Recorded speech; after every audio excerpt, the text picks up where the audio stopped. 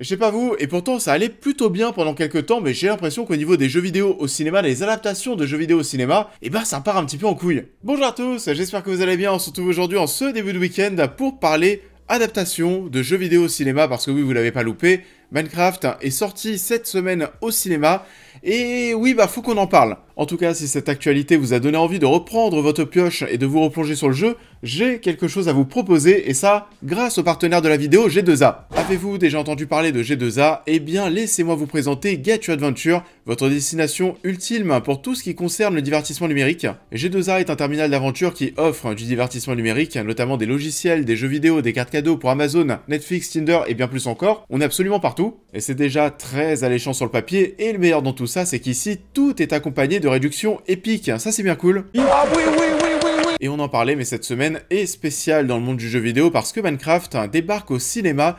Et devinez quoi, il est bien entendu possible de replonger dans cet univers grâce à G2A. Et G2A vous propose des offres exceptionnelles sur Minecraft, que vous soyez amateur de craft, d'exploration, de combat contre des monstres, vous pouvez vous procurer le jeu sans vous ruiner, parce que oui, on le sait aujourd'hui, mais se procurer un jeu vidéo, ça peut coûter assez cher parfois, 70-80 €, ça peut faire du bien de passer par G2A. Comme d'habitude, la livraison est bien entendu instantanée, on achète quelque chose et hop, on peut en profiter de suite. Donc, si le film vous a donné envie de vous lancer ou de vous relancer sur Minecraft, je vous invite à vous plonger sur tout ça afin d'améliorer votre collection de jeux notamment. Le lien pour rejoindre l'aventure et profiter de ces opportunités est en description de vidéo, donc n'hésitez pas à découvrir G2A.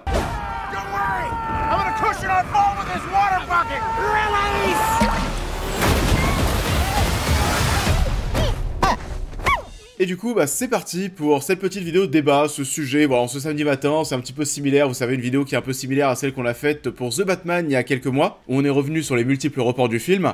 Là, cette fois-ci, on va parler jeux vidéo et des adaptations de jeux vidéo au cinéma, parce que oui, Minecraft est sorti cette semaine, et vous l'avez suivi, c'était pas très bien. On a l'impression de nouveau qu'il y en a de plus en plus, ou qu'on essaye de lancer de plus en plus de projets d'adaptation de jeux vidéo au cinéma, ou en série d'ailleurs. Alors, c'est peut-être dû au grand succès qu'on a connu dernièrement, vous savez, Super Mario Bros, le film, les films Sonic, au niveau des séries, on a eu Fallout, on a eu The Last of Us, de même. Après, en soi, des adaptations au cinéma surtout, il y en a toujours eu. C'est un sujet qui revient très souvent sur le devant de la scène, surtout pour les fans de jeux vidéo dont je fais partie, avec une question qui revient finalement assez souvent, vu la qualité des films ou des séries, est-ce qu'on se moque pas un petit peu de nous parfois? Parce que ouais, ces adaptations, en règle générale, d'un point de vue global, on va pas se mentir, c'est quand même des œuvres qui sont, encore une fois, globalement assez mauvaises, parfois même honteuses. Et ça a souvent été une manière de surfer sur la renommée d'un jeu pour aller choper des thunes, en plus au cinéma ou en série, mais plutôt au cinéma d'un point de vue historique.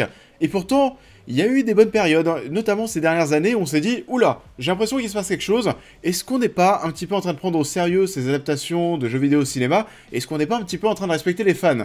Il y a eu des bons exemples, des bonnes séries, des bons films. Alors, The Last of Us, qui revient d'ailleurs prochainement avec sa saison 2. On a le film Super Mario Bros, qui a cartonné au cinéma. C'est pareil pour les films Sonic. La série Cyberpunk, qui est sortie en 2022 sur Netflix.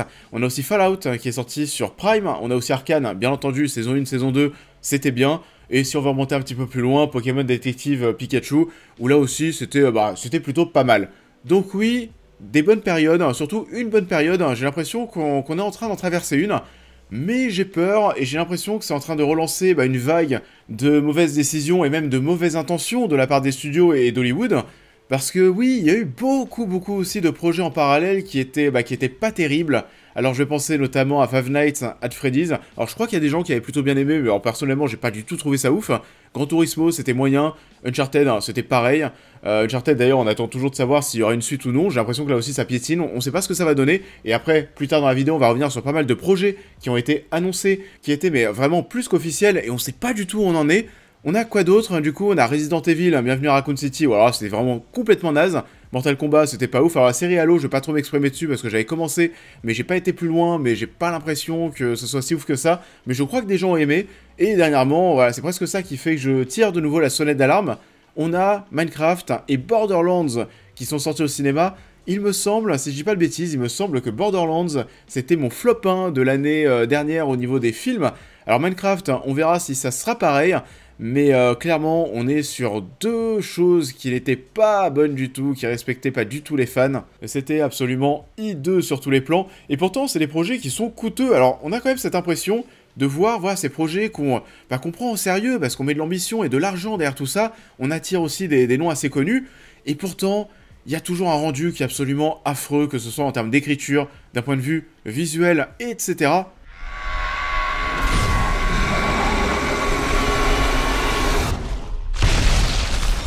Les visuels, personnellement, moi, c'est toujours un truc qui me choque. Après, c'est un problème global. C'est pas propre aux adaptations de jeux vidéo au cinéma. C'est un problème à Hollywood. Les effets spéciaux sont pas bons. Mais ça me choque presque encore plus parfois au niveau des jeux. Parce qu'on a des jeux qui sont bien plus beaux sur console qu'au cinéma. Enfin, je sais pas.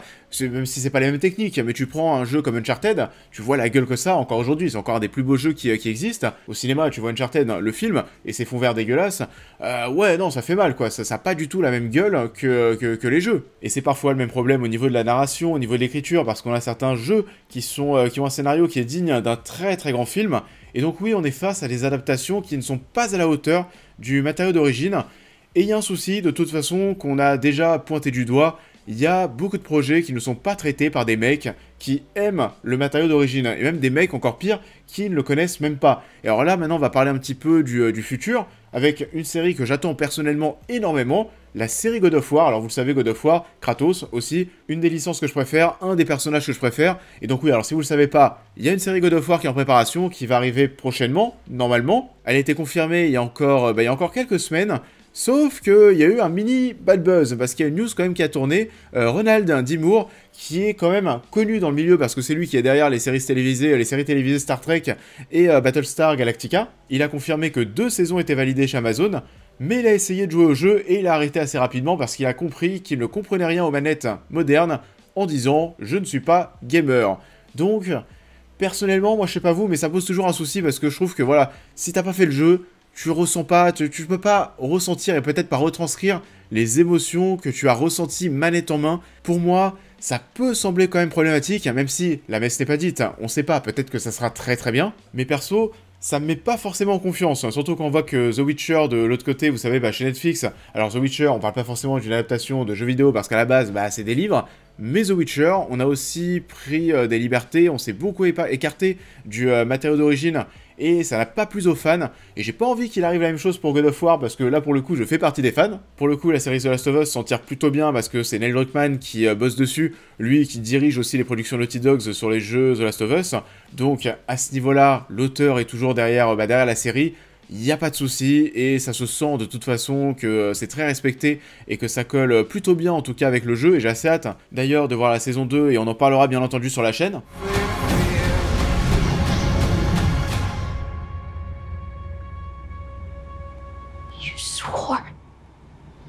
En l'occurrence, God of War, même si ça a été annoncé, même si ça a été officialisé, on espère que ça va arriver, parce qu'on se rend compte, dans le domaine du jeu vidéo et des adaptations de jeux vidéo, que c'est toujours un petit peu flou. Parfois, même quand c'est annoncé, même quand on a même des trailers, des images, des acteurs qui ont été choisis, et ça n'arrive pas forcément sur le devant de la scène. Et alors là, il y a des tonnes d'exemples de projets dont on a parlé, c'est même pas des rumeurs, c'est des choses qui ont été officialisées, qui n'arrivent pas. On peut commencer peut-être déjà dans un premier temps par la série Assassin's Creed qui a été annoncée sur Netflix. Il y avait un logo, il y avait un teaser, vous savez le logo avec le logo Assassin's Creed avec le N à l'intérieur. Il y avait ces images, ça a été vraiment officialisé. J'ai même fait une vidéo sur la chaîne, alors du coup c'est sorti quand? Je l'ai sorti quand cette vidéo? C'était il y a super longtemps, et je vous jure, alors attendez, je vais déjà retrouver la date, quand est-ce que j'ai sorti cette vidéo? Je l'ai, et waouh, c'était le 31 octobre 2020. 2020, c'était il y a 4 ans et demi du coup, et depuis 4 ans et demi, c'est pas une blague, on a 0 news, rien du tout. Donc autant se dire d'emblée que pour nous c'est mort, cette série Assassin's Creed, elle verra jamais le jour, faut pas se leurrer. On parle d'un film Bioshock, mais depuis combien de temps? Depuis 15 ans, je sais pas, mais depuis tellement longtemps. Ça a même été abandonné en 2013, donc oui, c'était un projet qui avait déjà été annoncé, ça a été abandonné en 2013. Ça devait être réalisé par Gore Verbinski, qui est le réalisateur des 3 premiers Pirates des Caraïbes. Ça a été abandonné, et alors peut-être que Bioshock va revenir sur Netflix, parce que oui, ça a été annoncé comme quoi il y avait un projet Netflix Bioshock qui allait se faire, mais ça a été annoncé, attention, en 2022. On a très très peu de news depuis, je crois que c'était Francis Lawrence qui devait être derrière tout ça, qui est le réalisateur d'Hunger Games. Aux dernières nouvelles, ça parlait même d'une réduction de budget pour cette production, et faire Bioshock sans budget, autant vous dire que ça sert à rien de le faire, vraiment Bioshock c'est très visuel. Non, Bioshock sans budget, ça sert à rien. Donc BioShock pour moi, on peut oublier aussi. On parle aussi d'un Gears of War sur Netflix.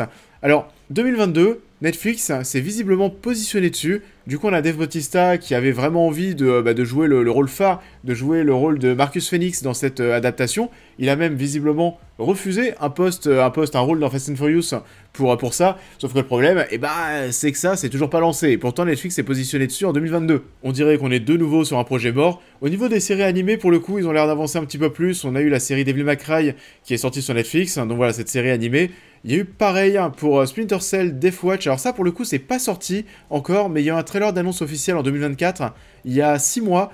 Et depuis, on n'a pas forcément de news, mais en tout cas, il y a eu un trailer, il y a eu un teaser, il y a eu des images. Je pense que ça devrait arriver, même si c'est quand même bizarre de ne pas avoir une nouvelle depuis 6 mois. Et si on repasse par la case cinéma, on peut parler aussi d'un film, The Division, une adaptation de The Division. Alors ça, c'était assez étonnant parce que cette annonce, elle a été faite c'était assez tôt, c'était très rapidement après la sortie du jeu. On a voulu directement faire une adaptation. Et alors là, ce qui est étonnant sur ce dossier, c'est qu'on a déjà annoncé les 2 acteurs principaux de l'adaptation The Division. Et c'est pas n'importe qui, parce qu'on parle de Jake Gyllenhaal et Jessica Chastain. Et depuis, là aussi, ça fait très longtemps, on n'a pas eu de nouvelles. Alors apparemment, le projet, il a été repoussé à cause du Covid. Et puis ensuite, vu que dans le film, on allait parler de choses qui étaient un petit peu trop proches du Covid, et bien finalement, il a fallu encore reporter le film pour pas traumatiser les gens et jouer avec des sujets qui étaient pas très drôles il y a encore quelques années. Mais bon, depuis le Covid, on n'en parle plus trop. Ça serait très bien d'avoir quelques petites nouvelles, sauf qu'on n'en a pas. Donc, non, visiblement, ça a l'air d'être annulé. Comme le film Splinter Cell. Alors ça, ce film, visiblement prévu à l'origine avec Tom Hardy, c'est pareil, c'est rentré dans un tunnel et ça n'en est plus jamais ressorti. De même pour Sleeping Dogs. Et alors là, vraiment, c'est les montagnes russes. Parce qu'en janvier 2025, alors ce projet à l'origine, c'était un film qui devait se faire avec Donnie Yen. Sauf que ce qui s'est passé, c'est que Donnie Yen, en janvier 2025, mais alors là, c'est pas une blague, c'est vraiment il y a quelques mois, en janvier 2025, donc au début janvier, Donnie Yen confirme que le film est annulé. Sauf qu'attention, coup de théâtre, le 30 janvier 2025, on apprend qu'une adaptation de Sleeping Dogs avec Simu Liu, l'acteur de Shang-Chi, est dans les tuyaux. Donc vraiment, en janvier 2025, il y a eu à la fois l'annonce de l'annulation d'un film Sleeping Dogs et l'annonce d'un nouveau film Sleeping Dogs. Et c'est peut-être Joseph Fares qui parle le mieux d'Hollywood. Alors pour ceux qui ne le connaissent pas, Joseph Fares c'est un créateur de jeux vidéo qui n'hésite pas à dire ce qu'il pense. Il a un vrai franc-parler qui est assez légendaire. C'est le créateur d'It Takes Two et de Split Fiction. Donc oui, c'est dans l'actualité parce que Split Fiction, ça vient tout juste de sortir. Des bons jeux. Pour rappel, It Takes Two, ça a été élu jeu de l'année en 2021. Et du coup, qu'est-ce qui s'est passé? Hollywood s'est penché sur le sujet et voulait faire une adaptation d'It Takes Two. Sur le papier, c'est peut-être pas ce qu'il y a de plus sexy et de plus vendeur. Et du coup, Joseph Fares, qu'est-ce qu'il nous a dit tout dernièrement? Ça aussi, c'est tout récent. C'était le 13 février 2025. Il a confié qu'Hollywood, c'était tellement n'importe quoi. Je pense que 90% des rendez-vous ne servent à rien et que 10% aboutissent à quelque chose. Des propos qui confirment grosso modo tout ce qu'on est en train de se dire depuis tout à l'heure et qui confirment un peu tout ce bordel autour de ces adaptations, même s'il y en a certaines qui ont l'air un peu mieux lancées, qui vont peut-être se faire, mais on sent qu'en ce moment, voilà, ça part absolument dans tous les sens. Il y a des choses qui vont pas se faire, il y a des choses qui vont se faire et qui vont être pas bien, et peut-être qu'il y aura quelques projets qui vont être faits vraiment avec amour et avec respect. On verra ce que ça donne, mais en tout cas, sur les choses qui devraient potentiellement arriver, qui sont pas annulées pour le moment, il y a une série Tomb Raider sur Prime qui devrait arriver avec potentiellement, alors ça c'est une rumeur, avec Sophie Turner peut-être, dans le rôle de Lara Croft. Alors personnellement, Sophie Turner qu'on connaît pour Game of Thrones notamment, je la vois pas dans le rôle de Lara Croft, donc ouais, là je suis un peu mitigé, j'espère que ce sera pas elle, on verra, peut-être ce sera une surprise, mais bon, on verra. Il y a une série Mass Effect aussi sur Prime qui a été officialisée il y a quelques mois, en 2024. Ça a été officialisé il y a quelques temps, on peut peut-être y croire. Une série Beyond Two Souls avec Elliot Page qui va reprendre son rôle qu'il avait dans le jeu, qui a été annoncé au début de l'année 2025. C'est tout récent, ça devrait se faire. Un film Zelda en prise de vue réelle, ça arrive en 2027. Ça pour le coup, ça devrait vraiment arriver. On a aussi, ça c'est assez curieux, on a un film Watch Dogs qui a débuté son tournage en juillet 2024, il y a quasiment un an, et depuis on a vraiment zéro news. Donc alors là je sais pas ce qui s'est passé. C'est le réalisateur qui l'avait confié sur son Instagram comme quoi le tournage était lancé, Mathieu Turi, réalisateur français. C'est quand même assez étonnant de voir un film qui a soi-disant débuté son tournage en juillet 2024 ne plus donner de nouvelles par la suite. Alors je sais pas cette photo, est-ce que le réalisateur a pris cette photo dans son garage pour faire genre, vraiment c'est un mystère, on n'a plus de nouvelles depuis. Il y a un film, Death Stranding, qui devrait arriver, qui sera avec A24 d'ailleurs, qui sera derrière tout ça, et qui sera supervisé bien sûr avec par Hideo Kojima, le créateur, donc forcément, comme Neil Druckmann pour The Last of Us, ça pour le coup j'ai envie d'y croire. Un film qui devrait très certainement arriver, Ghost of Tsushima, réalisé par Chad Stahelski, le réalisateur des John Wick. Horizon Zero Dawn, si on va rester du côté de chez PlayStation, là c'est un peu parti aussi dans tous les sens. À la base ça devait être une série Netflix en 2022, ça a été annulé. D'ailleurs j'ai l'impression qu'il s'est passé beaucoup de choses en 2022. Il y a beaucoup de projets qui ont été lancés en 2022 ou qui ont été annulés. Il y a aussi un film, Days Gone, dont on parlait en 2022 et on n'a plus jamais entendu parler. Et finalement, Horizon, eh ben ça sera normalement et finalement un film. On sait pas trop, et ça sera pareil pour Cyberpunk 2077. Est-ce que ce sera une série, un film?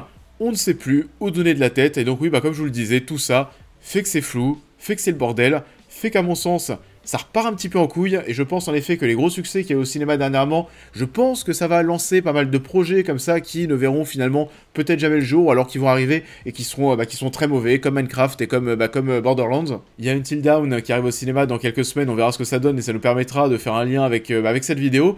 En tout cas, bon, dans tout ça, ce que je vais le plus attendre, ça sera cette série God of War qui, encore une fois, a été officialisé, même si c'est vrai que j'ai un petit peu peur du résultat, et ça peut coûter aussi extrêmement cher, il va falloir mettre le budget. God of War, il faut mettre, faut mettre le budget, il faut y aller. Hein. En tout cas, je vais vous laisser me dire en commentaire ce que vous pensez de tout ça. Il y a peut-être d'autres projets dont j'ai pas parlé dans cette vidéo, mais encore une fois, il y en a tellement, et ça part tellement dans tous les sens que oui, il y a peut-être des oublis. C'est une liste non exhaustive, mais elle nous permet de nous questionner encore une fois sur le sujet des adaptations de jeux vidéo au cinéma ou en série. Dites-moi encore une fois ce que vous en pensez en commentaire, et comme d'habitude, je vous invite à liker cette vidéo, à vous abonner à la chaîne, à me suivre sur tous mes réseaux, à devenir membre soutien si vous souhaitez soutenir mon travail, et je ne vous invite pas forcément pour le coup à aller voir Minecraft au cinéma qui est sorti cette semaine.